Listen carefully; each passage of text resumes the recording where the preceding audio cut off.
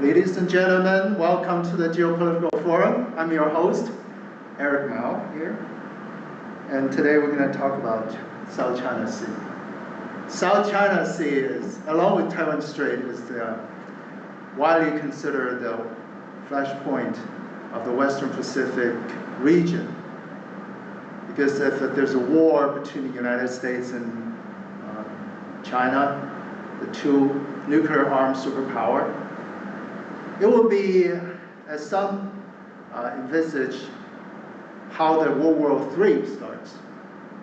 And South China Sea is the lifeline for global trade and a reservoir for natural resources.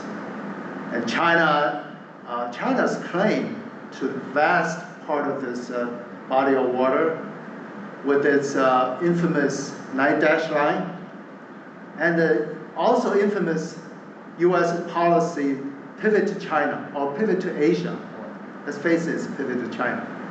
It's also an infamous policy. So those two together will make this marginal sea of the West Pacific Ocean a hotspot of great power competition.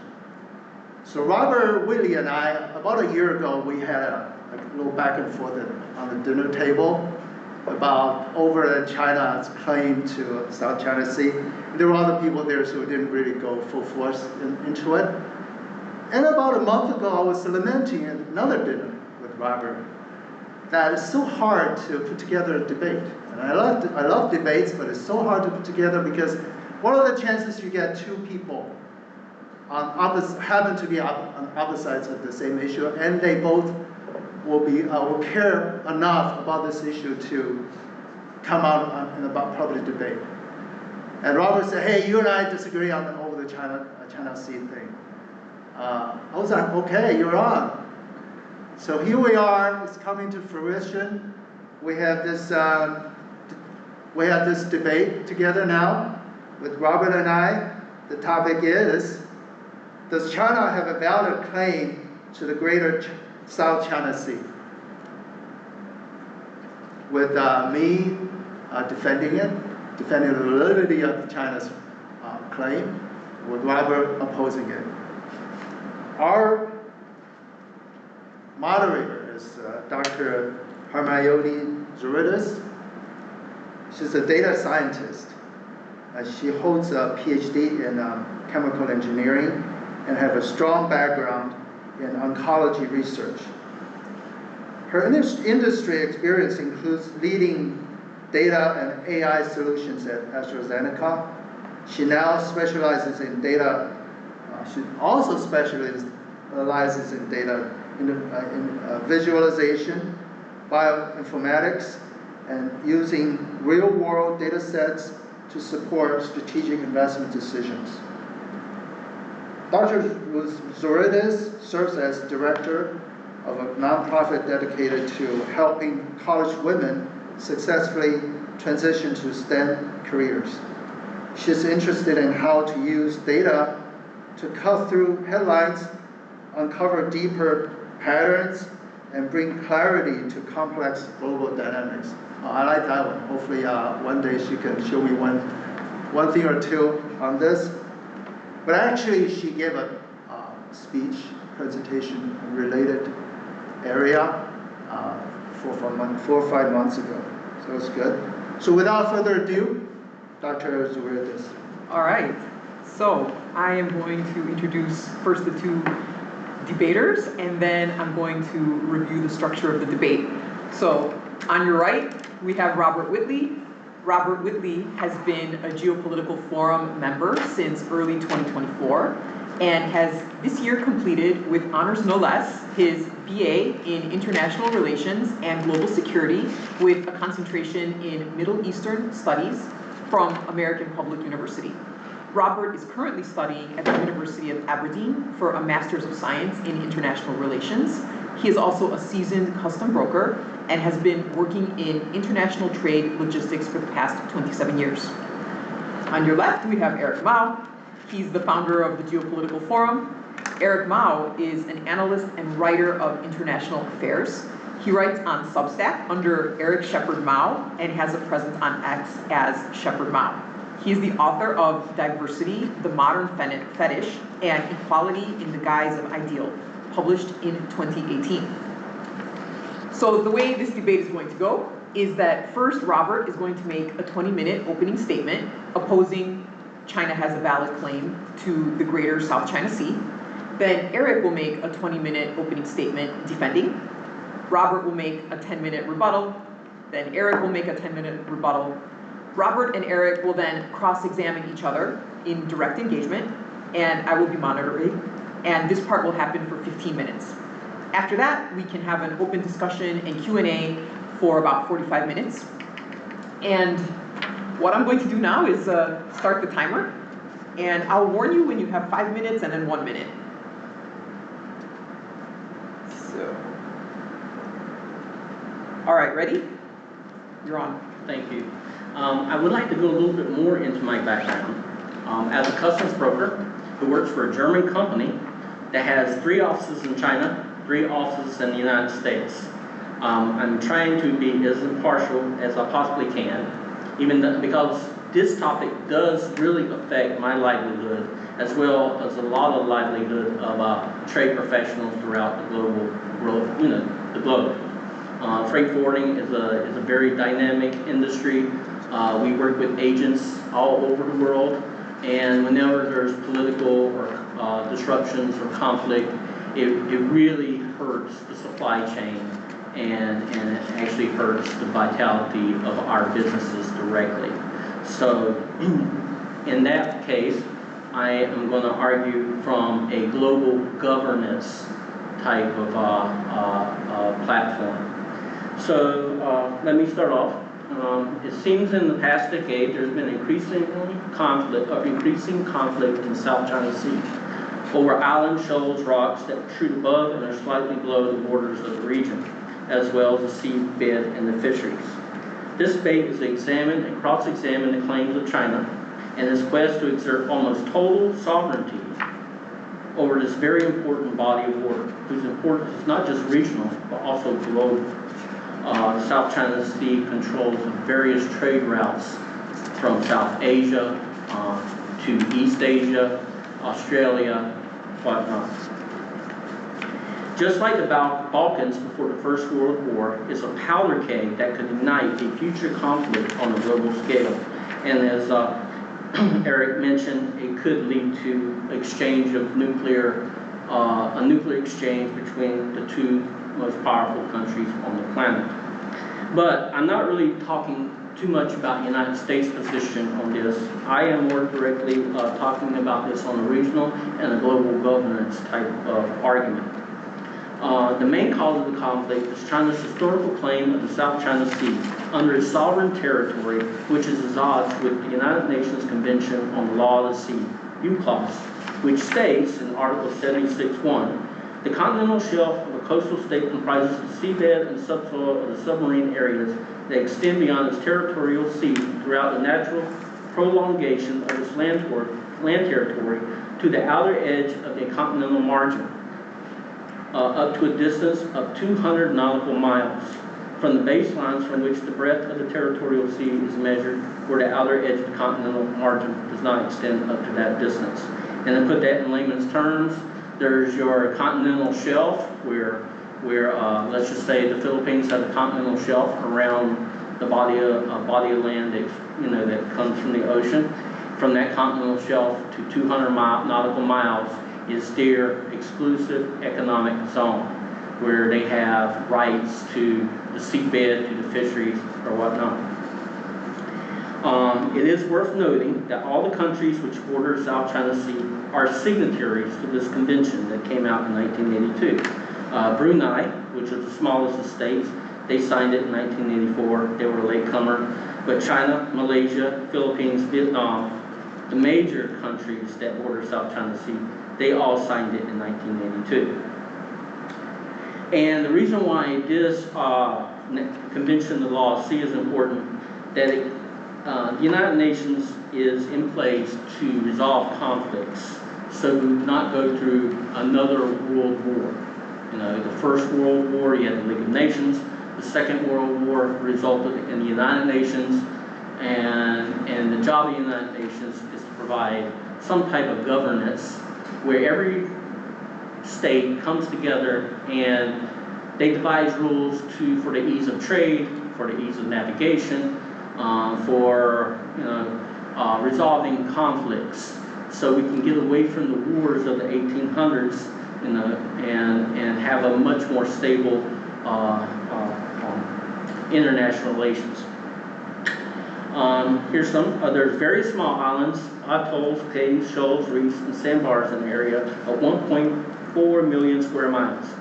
The main groups are the Whitley Islands, the Paracel Islands, the Pratas, McClinfield Bank, and the infamous Scarborough Shoal that you see in the news. And it is highly contested by China and the Philippines.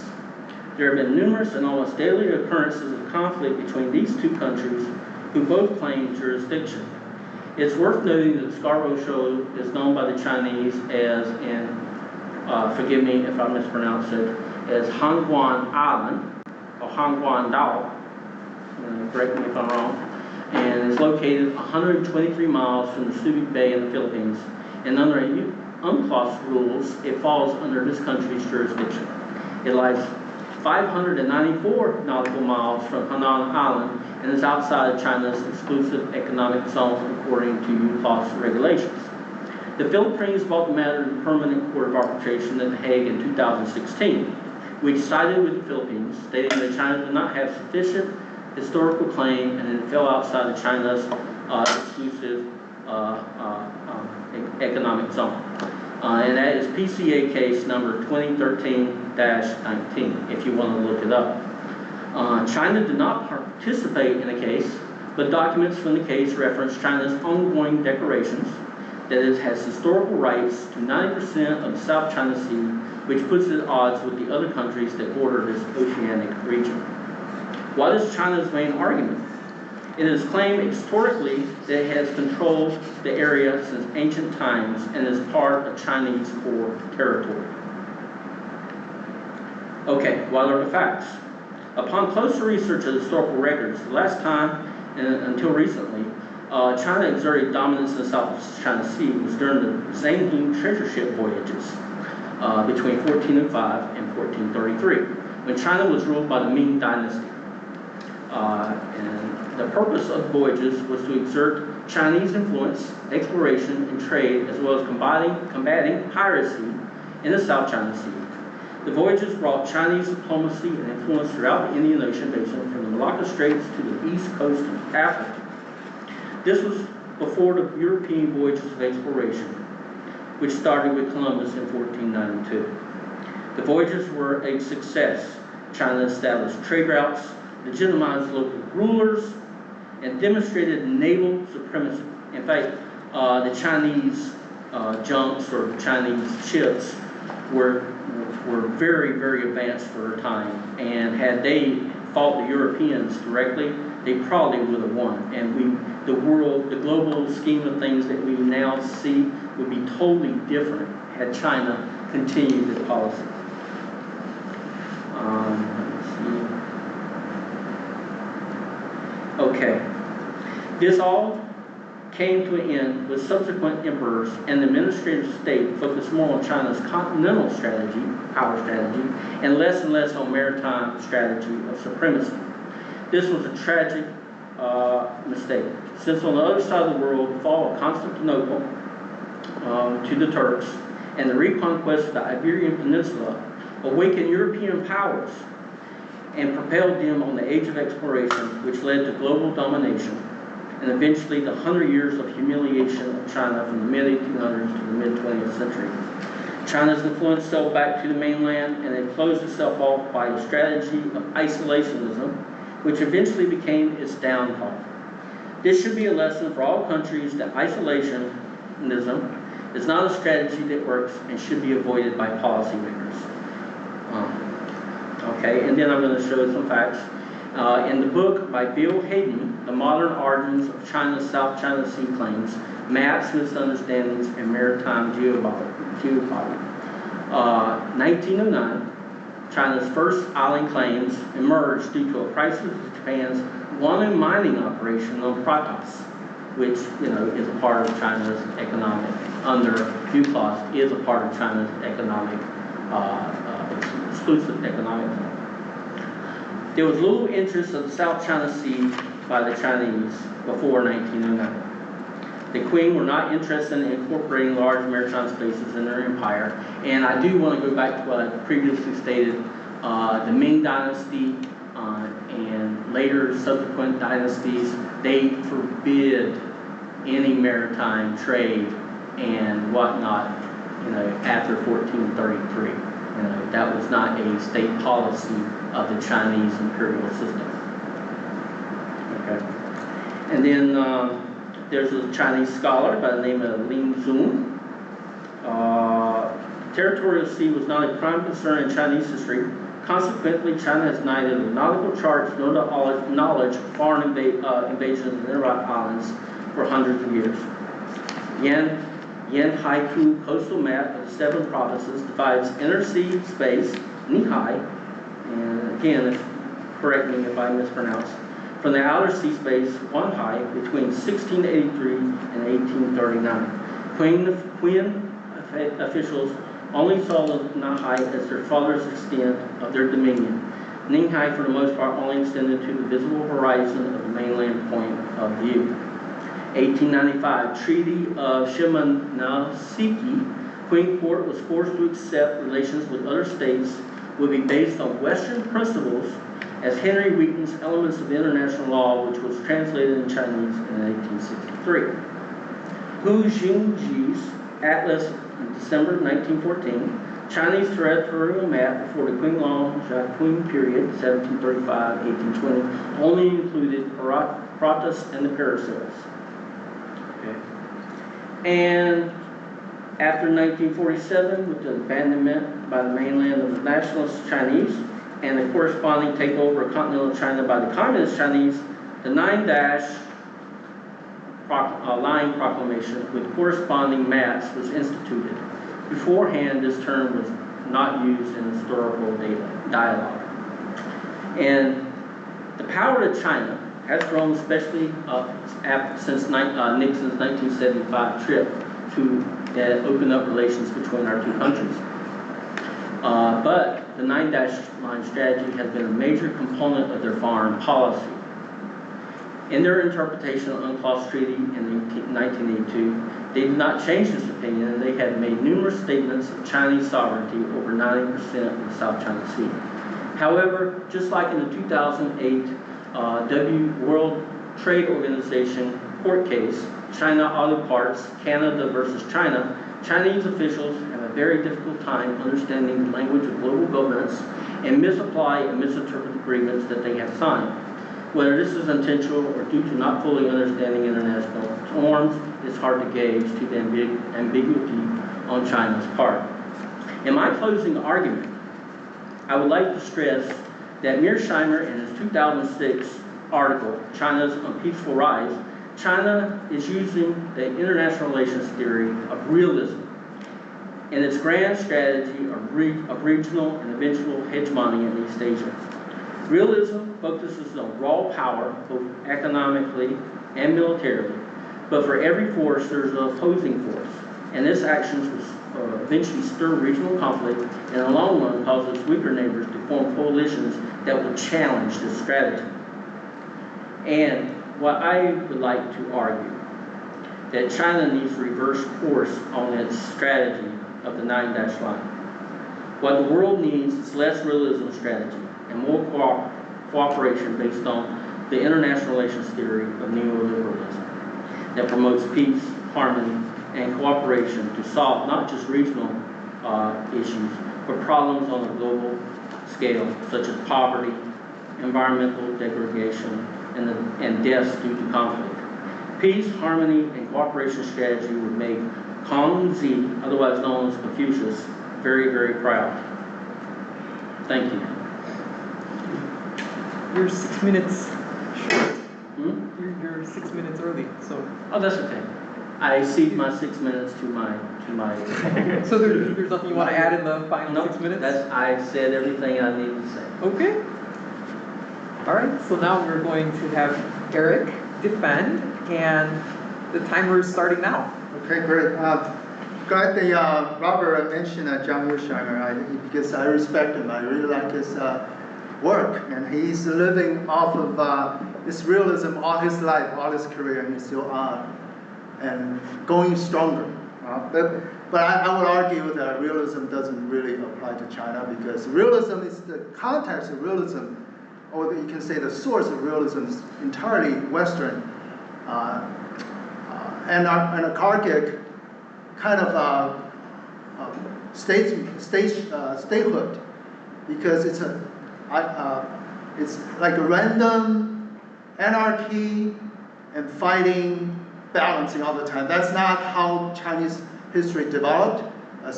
Also, that's not how, for the most part, the Eastern Asian history developed. China is the major power in Eastern Asia, and the philosophy is not about checks and balances. It's not about power, as in European history demonstrated. They have wars all the time between monarchs, between different fiefdoms. That's not the path. That's not the path of Chinese history. That's not how China implement their philosophy. That's how it's manifested. Actually, it's quite opposite. It goes by harmony, not by checks and balances. That's Western political philosophy. That's a major foundation of John Mearsheimer's version of realism. Number two, I want to clarify the 9 dash line. In the opening, I mentioned it's infamous. It's infamous, partly because it's misunderstood, misinterpreted. 9 dash line doesn't mean, like a lot of people like to when they condemn the 9 dash line, they say, well, China can't possibly have the whole body of water. It's a 9 dash line. When you look at it, it's 90% of the South China Sea. It can't possibly. It's got hegemonic, and it's not justified. It cannot be valid. That's not what 9 dash line is about. Note, it's dash line. Why is it not called 9 solid? Why is it called a solid line?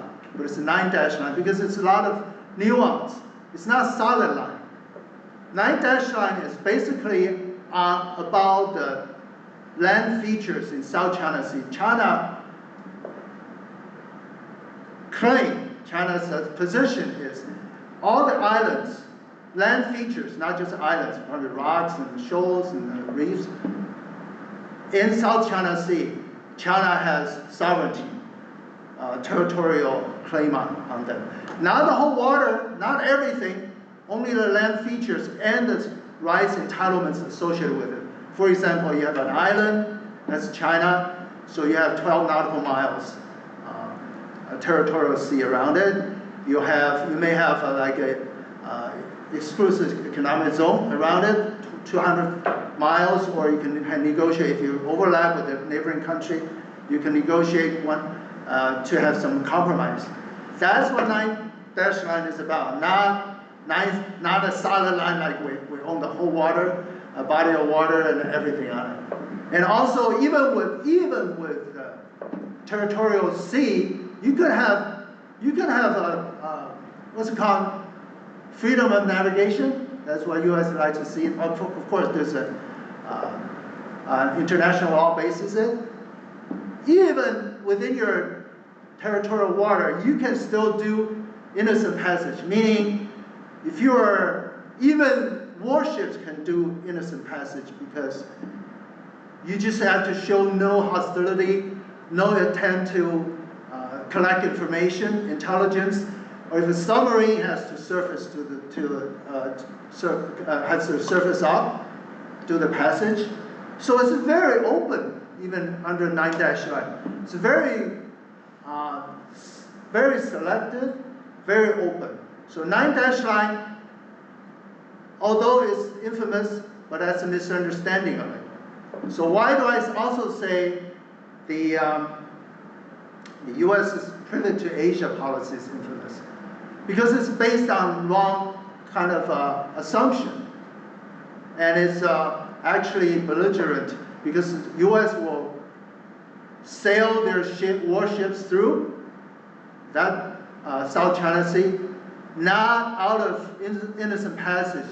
They will do military exercise with Philippines among themselves. They do all kinds of stuff just to challenge China's claim to it. Also, historically, after World War II, the Potsdam, Cairo and Potsdam declarations returned the South China Sea islands to China. So China at the time was very weak. They had very little naval power. So the U.S. helped China through this land lease program. U.S. gave China or leased China some warships and trained their personnel to man those ships to do the restoration of the sovereignty. Went to Paracel Islands, went to Spratly Islands, especially the biggest islands, to reoccupy, to station their garrisons. So you know what land lease means? Land lease means U.S. at least acquiesce China's action to take over South China's those island archipelagos based on Cairo and Potsdam declarations. Now the U.S. said is challenging it because their pivot to Asia policy instituted in probably 2015 during Obama's administration. Hillary Clinton was Secretary of State. Now they're changing tunes. Before they acquiesced, they materially helped China to recover those islands, Spratlys and Paracel. Now they're changing tunes. Why? Because at the time, China was the bootlicking regime of the Kuomintang of the Nationalist Party. It was U.S. allies. But now what's ruling China is the Communist Party, based on this, the geopolitical strategy. Of course, the U.S. is going to challenge it, not because the validity of the thing itself, China's claim to the islands, but because different geopolitical circumstances. So that makes it hypocrisy. That's why I call pivot to Asia policy infamous. Also, we talk about law. I have to remind you, the United Nations, what's called United Nations Convention on the Law on the Sea, where the Philippines filed this arbitration, initiated opposition with the arbitral tribunal. They ruled in favor of the Philippines, but they're barking up the wrong tree. We're talking about, as I explained, the 9-dash line and China's policy is about sovereignty, territorial sovereignty of those islands. It's not about entitled maritime rights, but the arbitration suit that Philippines initiated, which China did not participate, although China is a signer of the UN Convention, because UN Convention does not have jurisdiction on territorial sovereignty issues. Only has jurisdiction on maritime issue. But maritime issue is not what China is claiming. China's claiming is territorial sovereignty, and it's not the arbitral tribunal's jurisdiction. So China is not obligated to follow it. It's totally to recognize it, because when China signed that convention, China also declared that what is called. China also declared, to just reinforce it, the convention, China's participation of that convention, which is the arbitration is based on, does not include the territorial sovereignty. It's only about maritime rights. How much time we have? 10 minutes. Okay, Now I'm going to go over a little bit. Now I have gone over the after World War II history. By the way, the reality, give you a little bit more reality. Number one is the 9-dash line. It's not how you heard in the media or the U.S. Narrative. Number two, China, currently the reality is China does not have control, although it took over and after World War II with the U.S. help, it took back those islands, those two archipelagos, also to preempt France, because before end of World War II, France was the colonial power over Vietnam, also over some of the islands in South China Sea. Apparently it's near Vietnamese coast. They want to take it back after Japanese returned them to China. They want to take it back. China preempted them in 1946, December and November, December. Reoccupy, just that there's a strategy of preemption, just to declare we have it. So if the French kind of protested, but they didn't pursue. So that's that. That's that. But unfortunately from Chinese perspective, in the 1950s and 60s, Vietnam because of vicinity, they kind of encroached, got back a lot of islands, especially in Spratly. So turns out, as reality today is, Vietnam occupied most of the Spratly Islands, whereas China has control of most of the parcel islands. So it's not like absolute. Number one, it's dash line. Number two, now we have this reality. So what do? We negotiate. And China's totally open it.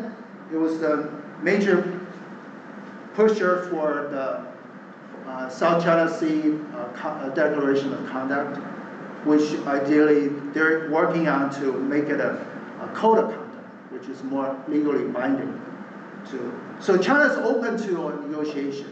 And also the reality is, it's a mix.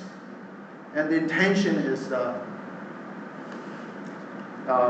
metaphorically, it's a dashed line, not solid. And next time I get a chance, I will go over, now I have introduced you to the history post-World War II. It's very relevant because all the international law, not all, but the UN is based on post-World War II regime. So that's very relevant. But China also has claimed historically pre-World War II, even in those dynasty eras, they have a lot of presence. So what I'm going to analyze for you, number one, the national law cannot overwrite these historical facts. Number two, based on historical facts, China relatively, not compared in today's standards, today's technology, engineering capability, but back then, China's claim or the presence or the administration effectiveness is superb in South China Sea and those land features in South China Sea. Compared to other powers around it at the time, you cannot compare back then to today, 20th century, 21st century engineering and technology. Next session, when I speak, I'm going to analyze from that. So we can cover post-World War II international law environment and also cover the ancient history to show you China's claim to that region, the land features and the entitlements around it is solid. You done? Yeah. You're also early. If you want to use the last 5 minutes to add anything. Well, I don't have anything to add right now, but maybe Robert will give us some kind of material so I can counter. All right. I will use it in my next session. Thank you. So now it's time for Robert's rebuttal. I'm setting the timer for 10 minutes. Okay, let me get to the first point here. Realism, international, or the various international theories of, or the theories of international relations. This is not just a Western concept. These are concepts that scholars from around the world, including Chinese scholars, have used to try to understand how states relate to each other. It's not it's less political and it's more scholarly. And I do want to make that point. So whenever you look at how states relate to each other and the strategies that different states use to compete or cooperate, these strategies or these interpretations, these theories come in handy to try to understand the underlying causes of conflict, of peace. So it's less about politics and more about global understanding. The 9-dash line, there has been a lot of confusion on that, and I also join the various multitudes around the world who don't really understand what China is doing because they have a policy of ambiguity. You know, usually when people have a claim sovereignty over an area, they can give you precise coordinates, the latitude and the longitude. China has refused to do so, and they have used very nebulous terms around the 9-dash concept.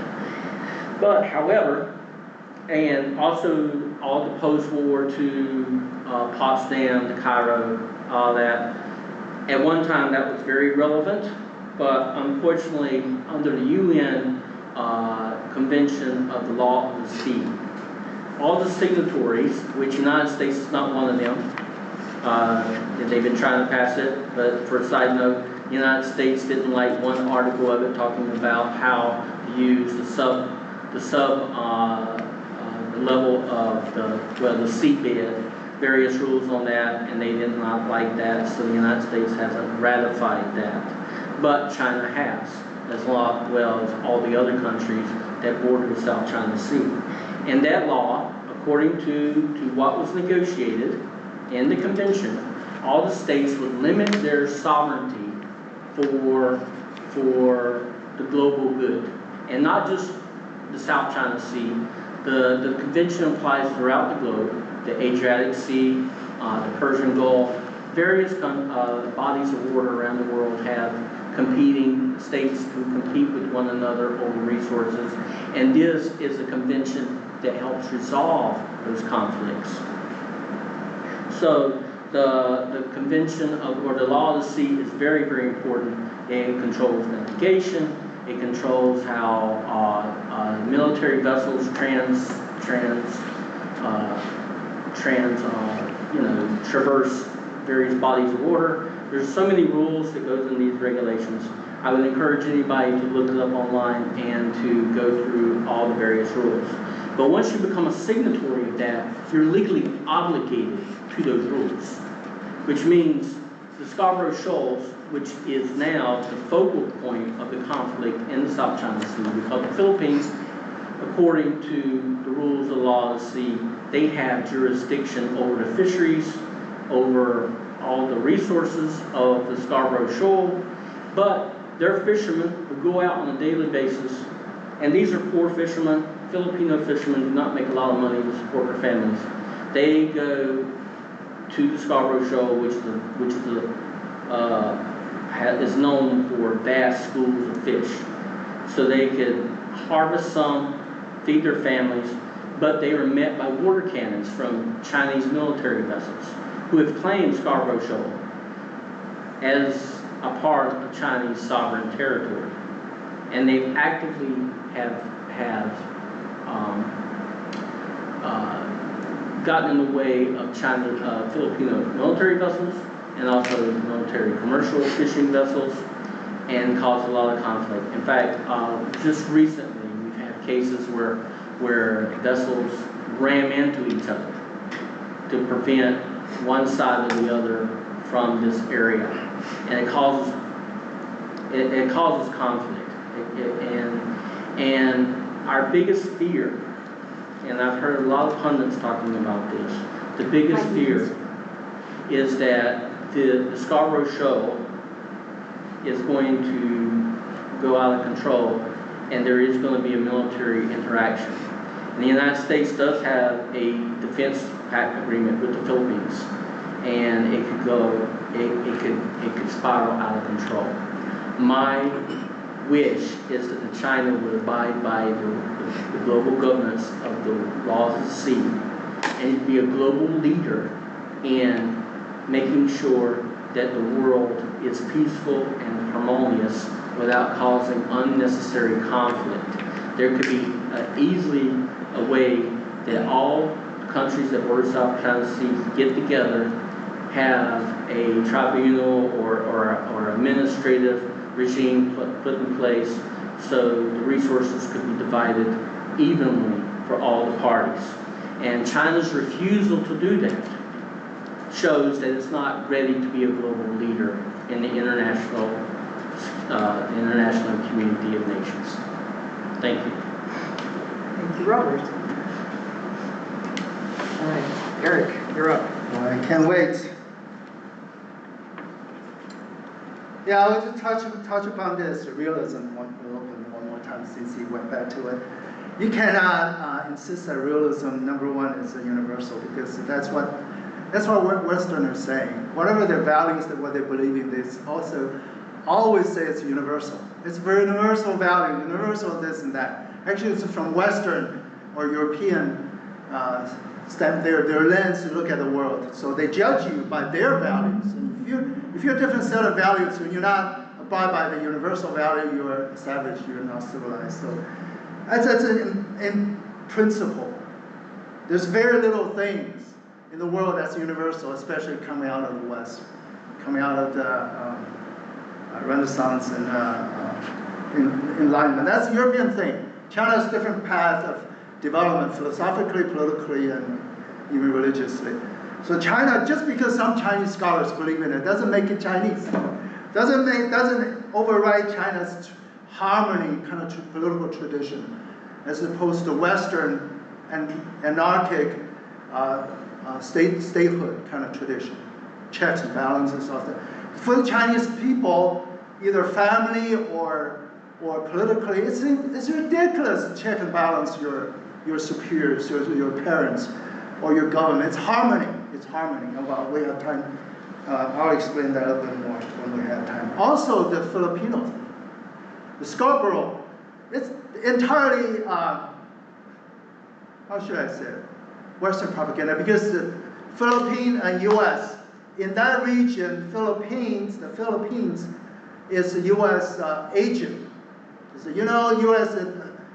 flame a lot of flames around the world. Without them, dirty their hands coming out themselves. They use agents whenever they can. In that region, in that tensions, in that situation, Philippines is the region. Also, once again, let's not mix maritime rights and territorial sovereignty. Those are two separate issues. What Philippines are claiming, fishing, all that stuff, it's maritime rights. China is not against it. That's not a very urgent issue. Duterte, today is Marcos Jr. He's very tense with relations with China because he's doing the United States government's bids. But his predecessor, Duterte, whose daughter is his vice president, they have a different approach with China. We can set aside a lot of things, even territorial dispute, not to mention the fisheries or kind of economic kind of rights, the maritime rights.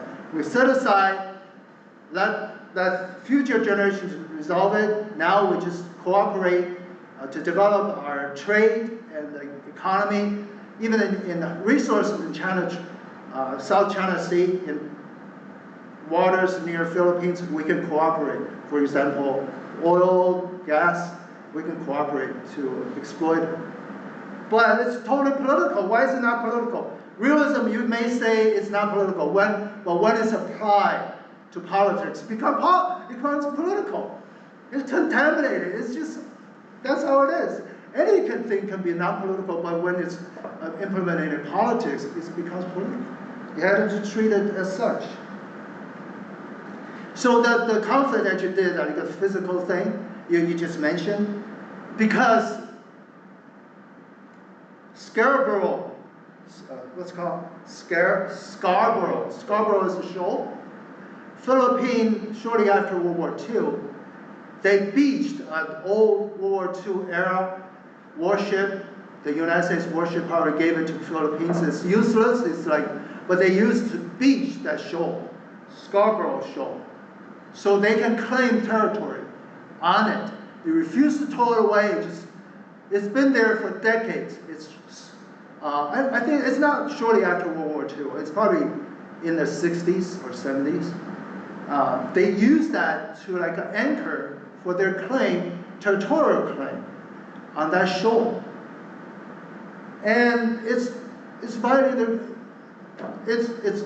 not valid. Just because that you beach a wasted ship doesn't mean you, and refuse to leave.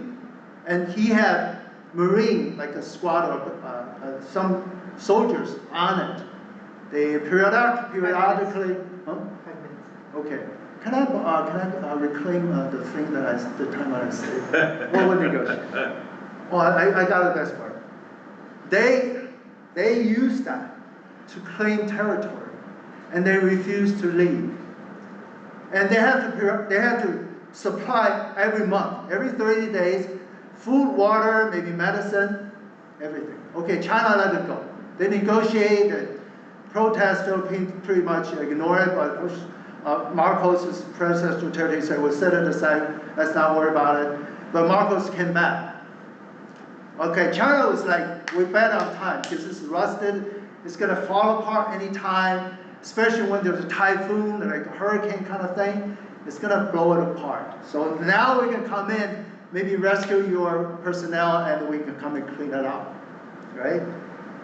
But Marcos, when they supply the water and food every month, they also snuck in the construction material to shore up the structure so it can last forever. Well, China say, hey, that's not allowed then. We let you supply for humanitarian reasons, but now you're doing something different. Now that's where the chase coming from. The blockade, the blocking, the chase, the ramming. Actually, China didn't ram them. They used the water cannon. But the ram was an accident because China has like a 12,000 ton destroyer plus a Coast Guard fast boat doing the maneuvering. They try not to ram into Philippines boat, otherwise there will be deaths. So instead, they veer toward the other way. The Chinese Coast Guard, Chinese police, what's it called? Yeah, Coast Guard, this is pretty much the same thing. They ran into Chinese, the 12,000 ton destroyer. They lost the whole head of the Coast Guard ship. So it was a big damage. But so there's a misunderstanding or the narrative of multiple layers. So I'm just trying to clear it up. And I promised to go over the ancient history. So now I'm running short on time. I will tell you, it's not just Ming Dynasty, it's not just Zheng He. It started like 2,000 years ago, like 2nd century BC to 2nd century AD, the Han Dynasty. They already explored that region. As time goes on, as in 2,000 years ago to today, or to like Qing, at the end of the Qing Dynasty and Dynasty era, the control, the exploitation, the exploration, the rely on it, the administrations getting more and more intense as time getting more and more to contemporary time because the power of the state, the technology, the know-how only intensified. They have documents, they have records, they have archaeological findings to back it up. Of course, from today's standpoint, from today's perspective, you have today's thing, civil engineering, the technology, everything. Equipment compared to today's statehood. Back then, 2,000 years ago, it was China's control. Administration was weak. But compared to other regimes, other powers in that neighborhood, at the time, China was strongest. their governance is most effective, most intense. They have shrines, stone markers like altar to prove it. They didn't have the know-how, ability, material ability to stay there. They would have, but instead they still built whatever they could. They had to leave. So compared to Vietnam or Philippines or Malaysia, their claims, China is much, much stronger from the historical perspective. Of course, on the post-World War II situation, it's watertight. So you express concern about peace, tensions. I share with your concern, but let me also share with you a piece of information which I alluded to previously. I'm almost done. Am I out of 10 seconds. Okay. I need to borrow like 30 seconds. And, the Code of Conduct, the Declaration of Conduct is the beginning of lower the attention. Basically, what it says is, what the Declaration of Conduct in South China Sea, what it says is, if we have a dispute, we avoid using force. We respect each other's voice. We want to cooperate in a non-controversial area, like environmental, scientific research, or search and rescue, which China did when, a couple of years ago, I think it was Indonesia, they had the calamity, the disaster of the submarine. It was sunk to the bottom of the sea. They couldn't surface because of the mechanical issue. They're waiting to die, and then they did die. No one was able to get them out in time. They did die, but still you had to salvage, you had to get the ship back and get the bodies buried. China extended their helping hands to Indonesia. US, I don't know if they did or didn't, but what happened was China was the one that aided Indonesia to recover that ship with all the bodies inside. They appreciate it very much. So that's an example of search and rescue under the Code of Conduct, under the Declaration of Conduct. So to this day, they're still negotiating because the multilateral is between China and Asian country, 10 countries. It's many parties, very complex, very contentious area. They're working on it. So let's not count them out. They're paying real effort for the peace, for the resolution. It's not just between China and another country. It's among themselves too. There are disputes between Malaysia, Brunei, between Indonesia and Philippines, of course, between China and Vietnam. Again, it's not, when there's a dispute between Vietnam and China, between China and Philippines, they're not disputing 9-dash line. They're disputing their piece of the contended area, that piece of water, some land features. That's where the contention. They don't talk about the whole thing, 9-dash line, except that arbitration suit by Philippines. But that's out of the jurisdiction as far as sovereignty, out of jurisdiction of the arbitral tribunal. That's why it's not recognized by China. Okay. Thanks for your leniency. All right. So now, Robert and Eric are going to cross-examine each other, and that will be 15 minutes. So I'm setting the timer now. All right, go. Okay. So move this out of the way so the camera can see me.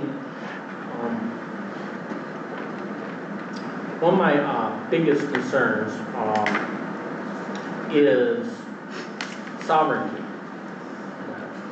China exerts sovereignty, and they exert sovereignty over Scarborough Shoals. And how would you reconcile the law of the sea, which states that Scarborough Shoals, being only less than 200 nautical miles from the Philippines, is under China's economic or exclusive economic zone when Hainan Island is over 500 miles from Scarborough Shoal? Should the Chinese even have access to the Scarborough Shoal?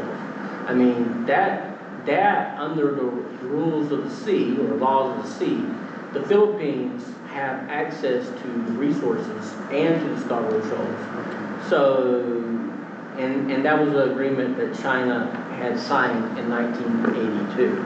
I don't have to recognize it because the international law says the distance doesn't give you rights. Just because it's closer, it doesn't give you rights. There's other things, right? There's other things we've been talking about. So it's talking about the sovereignty. But the 200 mile economic exclusive, EEZ, right? It says within 200 miles with the Philippines. But if China has territorial claim or sovereignty over Scarborough, then China may have its own 200-mile EEZ.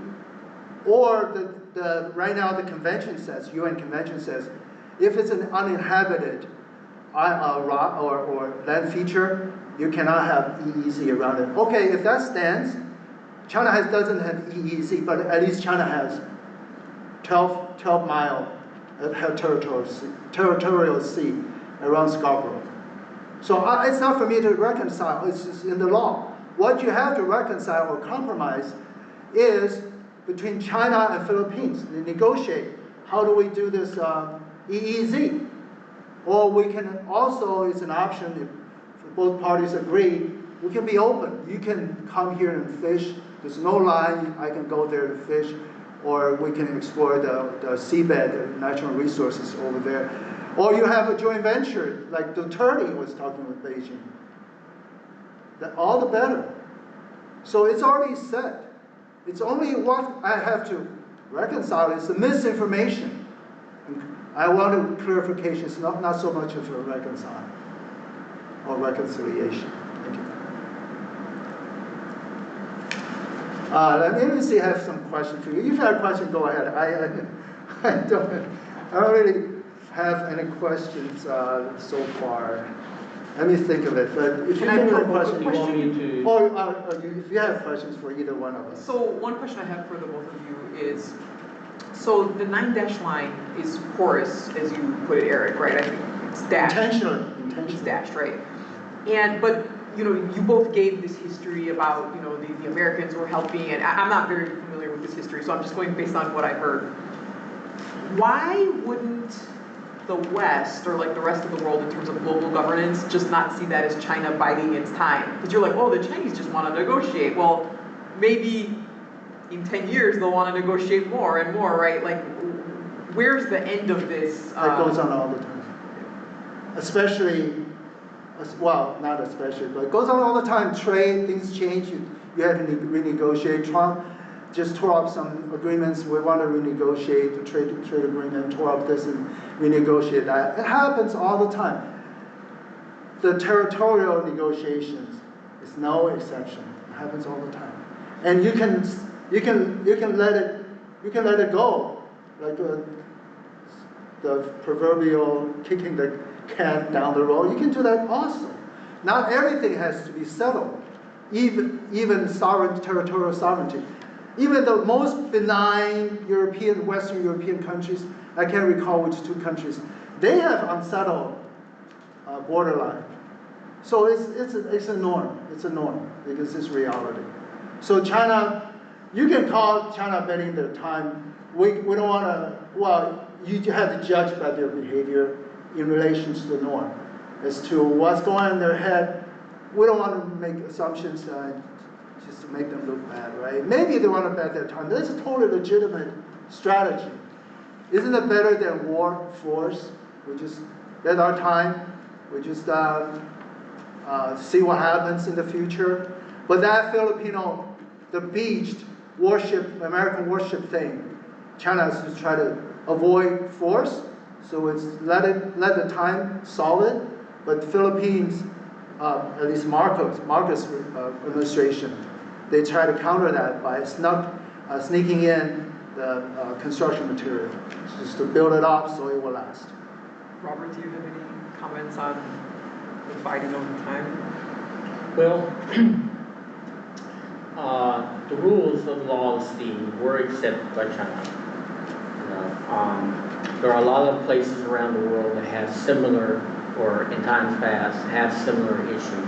And there are some now that have issues. That's the reason why you have a tribunal system that you can go to. In this case, the Philippines took to China to court, to the tribunal over this very thing. In fact, all the conventions have rules of arbitration where countries can settle their differences and come up with a plan. China's lack of leadership and even attending the arbitration tribunal and actually going to Scarborough Shoals, which is outside their exclusive economic zone, and shows that China is not abiding by international law that it agreed to. And that is where the source of the conflict originates. It would be better if China would step away, find a way to have maybe a regional talk with all the parties involved and come up with an equitable way where everybody can share in the resources. And the shoals is not really an island, even though the Chinese call it an island. It's half the time it's above the surface of the water, and sometimes it's below the surface of the water. So it's not a place that you can inhabit unless you dredge sand and create an artificial island. But the law of the sea states you can't do that. Those cannot be claimed. You can have exclusive economic zone, but unless you inhabit the island, you can't really claim the island. Or in this case, not an island, but a geographic designation. So. May I respond to that? Sure. You're speaking of, you're calling on China to exert their leadership. Well, it's all good, but the topic is about validity, where China's claims valid. It's not about how China will use their leadership or extend their leadership, or what region, what issues, right? That's maybe a different debate we can go to. But as far as the validity of their claim, I think that's watertight. Because number one, the arbitration case, that's not in the convention's jurisdiction. That's not that tribunal's jurisdiction. Our jurisdiction. That's why China has no reason to recognize it. For the reason, because China, when you join a convention or when you join a multilateral treaty, you can have, based on the, let me recall that the article under it, if I can find it quickly. But basically, it gives you room that you can sign it, but with exception. In this case, China allows exceptions. China's exceptions, I'm sure China wouldn't be, not sure, but probably, because it's allowed, it's permissible. China accepts exceptions is, this convention does not cover territorial sovereignty issues. That's out of their jurisdiction as far as China is concerned. And it's allowed in the article. That's a condition under which China signed it. And also with Philippines specifically, China has started, even before the arbitration Philippines initiated, Philippines and China had prior agreement to negotiate with each other. But in the middle of it, Philippines reneged on their promise agreement to go for arbitration, which turned out to be about maritime. But when it comes to the real issue, the sovereignty, it's not in its jurisdiction.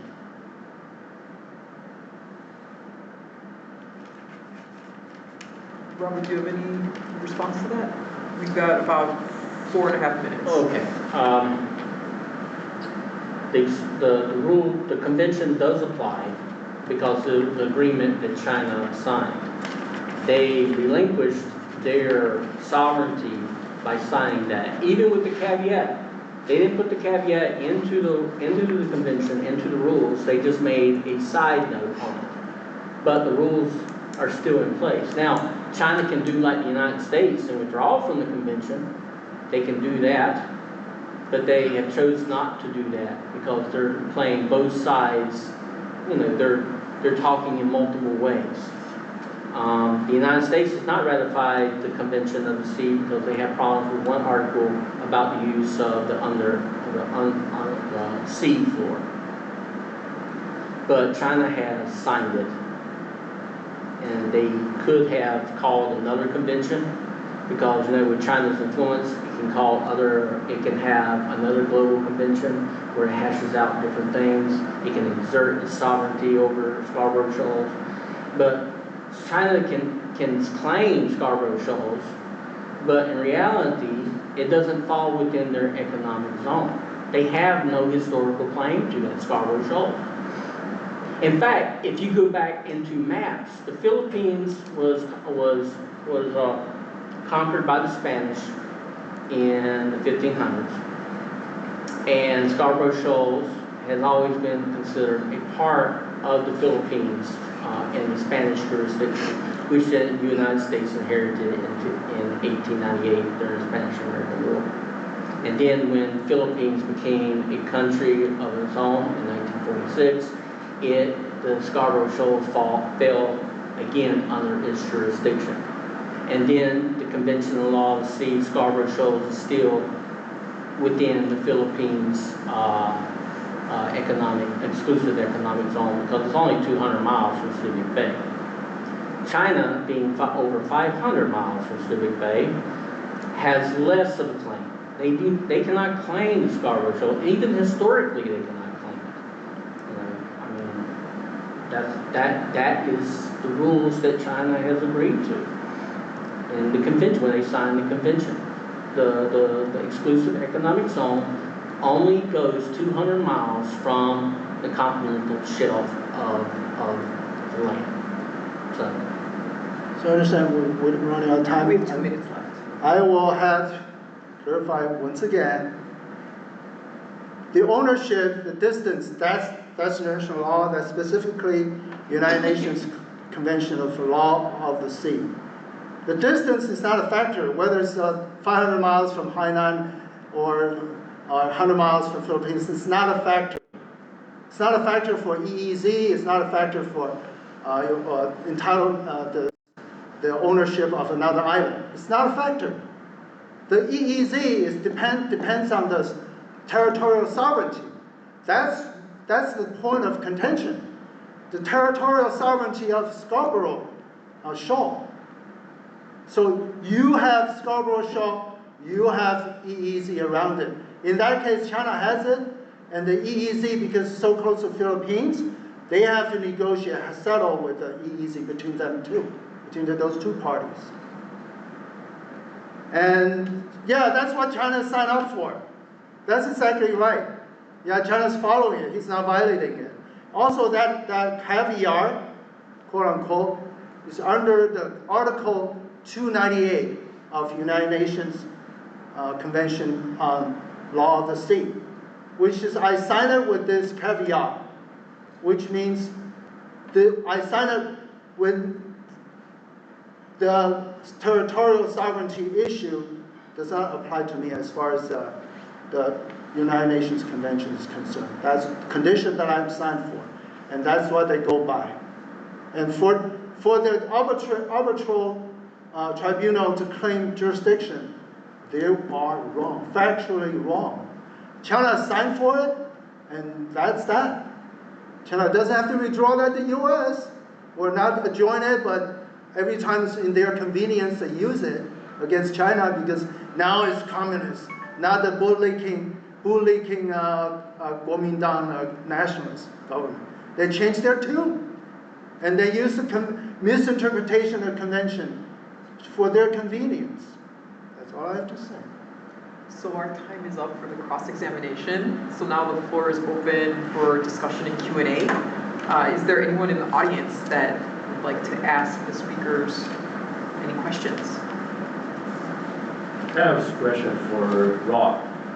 So you mentioned that the Spanish and the American colonial authority had officially claim the sovereignty over the Scarborough Reef, but then they succeeded to the Chinese closing down regime after World War II. Can you provide more on that? Well, I couldn't hear you, could you? Oh, yeah. Speak a little So louder. it is used to be the case when American colonial authority of the Philippines recognized the sovereignty over the Scarborough Reef, but now it is once again handed over to China after World War II. Is that true? I don't think it was handed over to China after World War II. I had to go back into the records, but that of all the arguments I've read on the court case or the arbitration on the convention, that fact was not brought up at all. So this is something kind of new to me what he stated. So that's one reason why I didn't argue on that part, because actually, in a way, it's null and void. Because when one of the arguments that the convention or the tribunal stated was that when they signed the convention, the historical claims ceased to exist. And now you go to the exclusive economic zone, and that takes precedence over historical claims. And that's one of the arguments that the tribunal stated in the case. So whatever historical claim you have, and this is one of the reasons why China has used historical. In fact, one of the things that they stated in the case is China continually states that they have historical rights to all the land features, or features of the South China Sea. But however, in the convention, when you sign on it, you kind of delimit your sovereignty to a certain degree for ease of global governments and harmony between all the parties that are signatories to the convention. And by China not accepting the convention, it actually is bad leadership, because now other countries that have similar claims to China are going to use China's example, and conflict is going to be multiplied. And there's plenty of places around the world where the countries have abided by the tribunal's decision, just so conflict and understanding can be established. And the tribunal does have jurisdiction, because in the convention, that's one of the ways when two states have disagreements over what they can do and what they can't do, or any minute things according to the rules, they can go to the tribunal, and the tribunal will pronounce judgment, and it's a final tribunal. It cannot be appealed to any other higher body.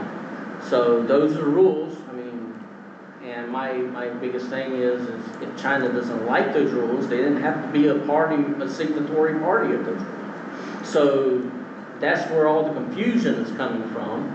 They're signing a document that 160 countries around the world have signed, and have said that they're going to abide by those rules, but they feel like because they're a very old civilization, a very powerful country, they can disregard those rules, and that really sets bad precedents in the global community. Thank you, Robert. Thank you. Any other questions from the audience? I have a question for Eric. So I know that there has been a rename for Huangyan Dao. It has been renamed from Minzhujiao to Huangyan Dao. That is translates into democracy reef into Huangyan Island. Can you provide more on the rationale between the rename? Because I'm interested both in the geographical designation as well as the name of the island, because it used to be a good component of it, democracy. Like, it's probably hinted a shift in how China dealt with the question. I have to apologize, I don't have that specific information. So I'm not prepared for that question. But I do have a little bit of personal experience because I served in the Marine Corps in Taiwan. That's where I'm originally from. My unit just came back from one of the islands in Paracel. I just missed it when I was, after my training, I was sent back to the unit. They just came back from there. And, but that's not Taiping though. Taiping is the largest one in Paracel. And you know, countries change their names all the time, especially when they get something back, they change the name to their native language. Let's say it's a territory occupied by a foreign country. They change the name to their language, Portuguese or Spanish, English, what have you. And when the country gets it back, China gets it back. Okay, it's Japanese name because the imperialism, now it's back. Well, I really dispute that it's not, China is not entitled because the Potsdam and Cairo declarations. Japan was to give back the South China Sea islands to China. All right, so China obviously changed the name to their own language. It's an interesting thing because they choose their names. That adds to the perception of legitimacy. Actually, legally has no bearing. But it's interesting because that's things that humans do. That's interesting. Right? Taiping is the biggest island, and Chubijiao and all the islands, the major ones, they have names. Also, there's so many islands. You can't say, well, China has to have all of them to claim their governance, their presence of government administration. It's not that. If you have island, a major island, the surrounding one, you can govern that as well. Even in the case of like a Paracel, you know, Taiwan claimed Paracel, China also claimed Paracel. Taiwan Paracel belongs to it's under administration of Interior Ministry. Also assigned to Taiwan, like a county in the southern Taiwan. The Paracel, think of it, Paracel is part of the county in southern Taiwan. From the Chinese, mainland China's perspective, it's part of the administration in Hainan Island, although it's 500 miles away. Again, the distance is no bearing in your legitimacy of your, or validity of your territorial claim. Not according to the rules that were signed. I don't know which rule you signed. In fact, it says so, and you keep on harping about that. But I'm going to read Article 76.1 one more time. Mm-hmm. The continental shelf of a coastal state comprises the seabed and subsoil of the submarine areas that extend beyond its territorial sea throughout a natural prolongation of its land territory to the outer edge of the continental margin, or to a distance of 200 nautical miles from the baseline from which the breadth of the territorial sea is measured from the outer edge of the continental margin does not extend up to that distance. And basically what it's saying, that a country has jurisdiction over the resources, the bed, the waters, up to 200 miles, which means Scarborough Shoal falls into the jurisdiction of the Philippines.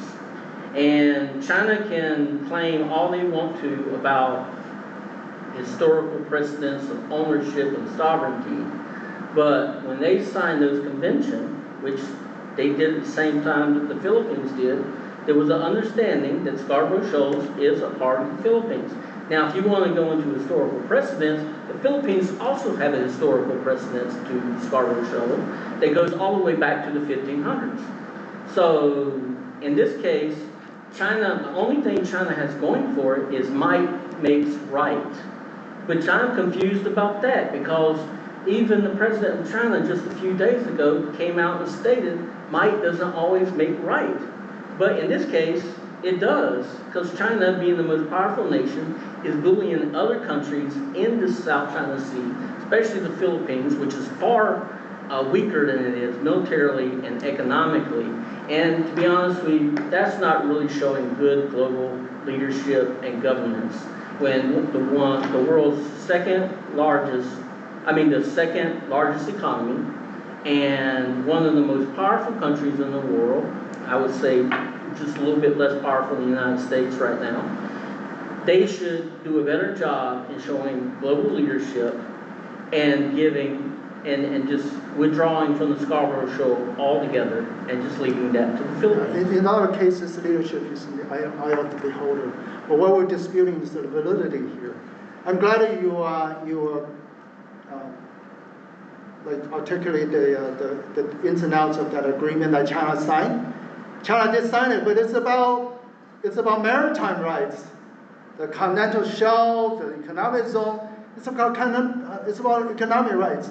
It's not about territorial sovereignty. Let's not mix those up. The 9-dash line, the China's claims, all about territorial sovereignty. Wait, let me finish. So it's not about distance, it's about those other things. So China signed it, you have economic zones, we also have economic zones. If my claim, territorial claim of that island or the shoal is valid. So that's not negotiable, that's not negotiable. What's the historical basis of China's claim for Scarborough Shoal? No, let's not change subject that quickly. Let me finish that subject first. So if you want to talk about economic zone, economic things, we'll talk about it. But what we are not negotiating, at least not expressly negotiating, maybe that's negotiable territory, it's negotiable. But what we're disputing is not economic zone. Economic zone dispute comes later. Let's settle the territorial sovereignty first. So let's not, again, mix those up. So what's your question? Well, I was going to say that the exclusive economic zone and sovereignty are hand in hand. They're legal concepts that go together. You cannot separate those two legal concepts. I'm not separating. I'm saying economic zone that goes something 200 miles, goes first. and you have sovereignty over that area, which in this case, by the rules, Philippines has sovereignty and they have both political and economic sovereignty over the Scarborough Shoal. Now, in this case, China is claiming the Scarborough Shoals. Philippines doesn't have it. Where is it coming from? It does have an EEZ because it's closer to the Filipino coast. And that's what the rules state. That's based on Philippines from the EEZ. Let me get some word in. Philippines EEZ over the waters surrounding Scarborough. It's based on the Philippine coast, Philippine land, 200 miles out of it. So Philippines obviously has territorial sovereignty over Philippine island, Luzon or something. But China is claiming the territorial sovereignty over Scarborough. So if that stands, the EEZ overlap. So you have EEZ comes from, of course, come hand in hand, but one comes after another. So EEZ doesn't stand by itself. It comes from, originates from the territorial sovereignty, the territory that's yours. Then EEZ extends out of it. Unfortunately, that's not correct because if you go to the rules of the law of the sea, you just read it. You just read it. I heard it. Scarborough Shoal itself cannot be used. Scarborough Shoal itself cannot be used to claim a zone around it because it's not inhabitable. It's a shoal. Half the time it's above the water, half the time it's below the water. And the rules of the convention state that you cannot claim sovereignty over uninhabited land like that. It can only fall under an economic zone. Okay, we can argue the geography if we have time, but that's the same way Philippines is claiming it. Nothing special. They beached the ship. They claimed the sovereignty. They didn't say. And under the rules, They didn't say, oh, because it's our economic zone, because that's not going to stand. They want that sovereignty. They want that land or the shoal or whatever geographic category that falls into. Maybe it's a shoal, maybe it's a rock, maybe it's an island. Maybe one part of the shoal qualifies as an island. We have to look into that. Everybody has to look into that. But the way Philippines claiming it is also, well, we just have it because we have a ship beaching, beach on that shore. But or that's not whatever part of that their is. claim. Regardless, in fact, That's that's their irrelevant. claim. That's That how was they claim irrelevant to the case because the fact is, even if they beach a vessel on a reef, on the shoal, that still doesn't make it into an island. It's You can still tell a the shoal. Philippines. You And can the tell the shoal, and a Philippines. shoal falls within the exclusive So if economic zone. Philippines doesn't want to claim it, why would they want to beach a vessel on it? Well, right? the thing is, They to beach the think vessel that before the way rules were they can done. turn it into like a legitimate land feature where they can claim sovereignty and also solidify. But their that wasn't even a beaching. part of the court case, course of arbitration. Yeah, That the was court, because it's not in the jurisdiction, that Well, the arbitration thing is, case the vessel was concentrating beached on before- maritime boundaries and rights. It doesn't touch on sovereignty entitlement. And that's why it's talking about sovereignty, you're not talking in the right place. It's out of the sovereignty, it's out of the jurisdiction. Okay, so how can China claim the Scarborough Shoal? What is their historical basis for Also, claiming? historical, And I meaning- haven't heard a good articulation of that. meaning, oh well, we can go back to history. We can go back to history. We can go to more recent Was there history. continual occupation Well, let of me Scarborough finish it. Shoal After from World War ancient II, times by Chinese people? It's The uninhabited. Japanese gave it back. They gave it back to China, all the islands in the South China Sea. And at one point, France wanted to challenge it in the late 1940s.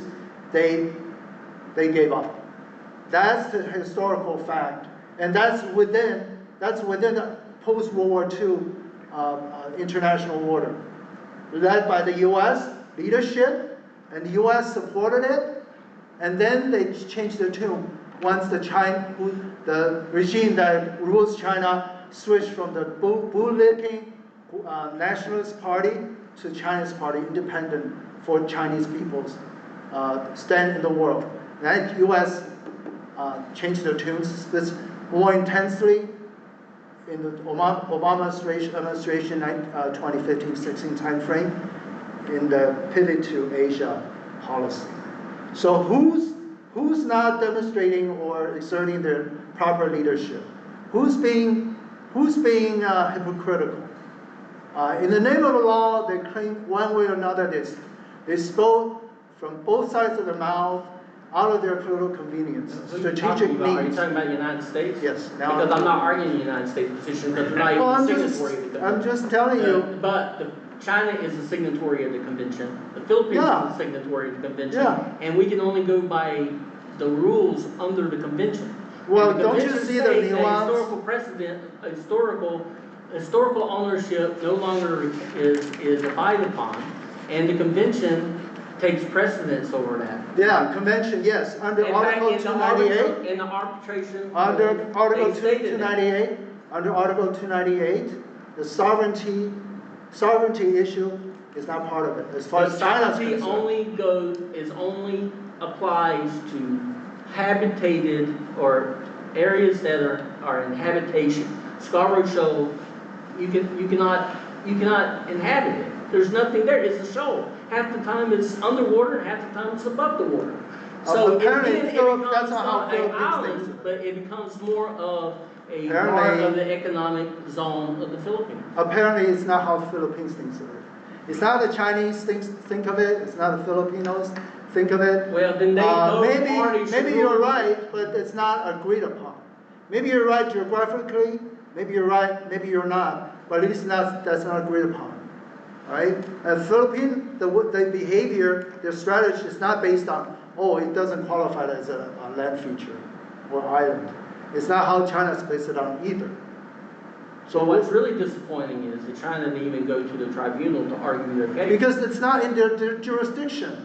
It is under their jurisdiction because that's the thing, Philippines took it to the Article 298. You can't say it's under their jurisdiction. Well, you have to read the whole articles of the Convention of the Sea, Yes, and sir. Scarborough Shoal cannot be under sovereignty because it's not inhabitable. So that's the argument that China trying to make. Inhabitation- But here's the thing: China has a history of using rules, misinterpreting rules to benefit them. Just like in the World Trade Organization case with Canada. They're talking about the other parts. Okay. And that's one of the things I studied in my international law class. Yeah, you know, can and that's substitute, something- you can yeah, and the thing substitute, is, they- you can they substitute miss- US for China in all your accusations. You can totally legitimately substitute use for China, the use of US for China, legitimate. I mean, and only argument that I have is China doesn't go to the extent of the US. But that's a different. Well, I'm trying to be impartial here. I am a United States citizen, but I have a lot invested in international trade because that's my livelihood. So you can't say to it's be honest with impartial. you, I want to be, well, peace between China and the United States and all the countries round about benefits me immensely because harmony is what keeps trade going.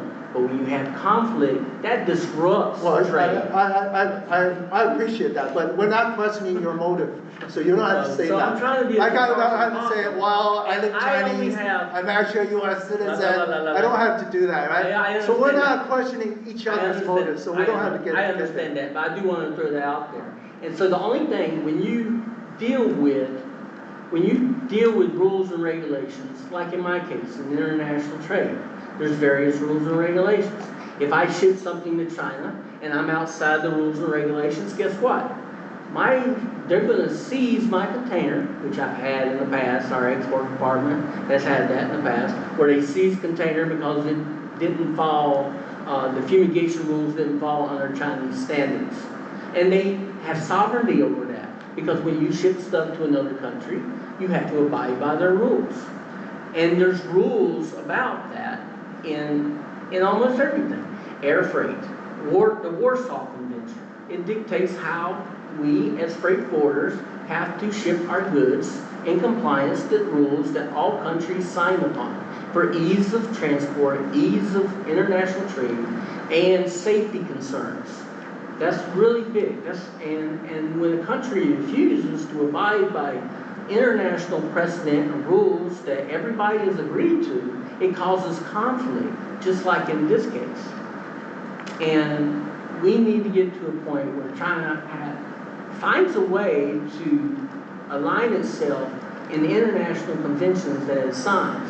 Now, if it wants to withdraw from the convention of the law of the sea, it has the sovereign right to do so. Just like the United States had the sovereign right not to sign it, not to ratify it. Also Each state can withdraw from tears up conventions some when they want agreement to. accord. But as long as it's within the convention of the laws of the sea, it has to abide by those. Yeah, we don't get to that because sovereignty sovereignty means you can tear up any agreement, you can withdraw, you can look bad, you can do whatever you want. Whether you look bad or not, that's sovereignty. That's what sovereignty means.